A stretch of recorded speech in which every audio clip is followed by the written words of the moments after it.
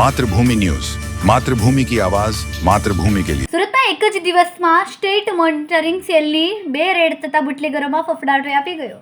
સ્થાનિક પોલીસ ઊંઘતી ઝડપાઈ હતી અને સ્ટેટ મોનિટરિંગ સેલે પાંડેસરા અને મૈદરપુરા વિસ્તારમાં 2 લિસ્ટેડ બુટલેગરોના અડ્ડા પર રેડ કરીને દારૂનો મોટો જથ્થો જપ્ત કર્યો.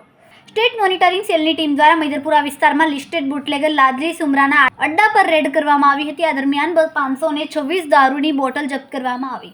આ સાથે જ 8 મોબાઈલ અને 5 વાહનો સહિત 5,32,000નો મુદ્દામાલ જપ્ત કરવામાં આવ્યો.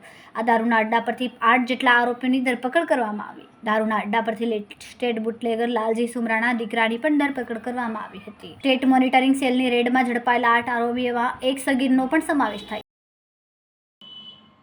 ખૂબ જ ટૂંકા સમયમાં માતૃભૂમિ ન્યૂઝ ઓટીટી પ્લેટફોર્મ અને મેગા સિટીમાં કેબલ નેટવર્ક સાથે જોડાઈ જશે.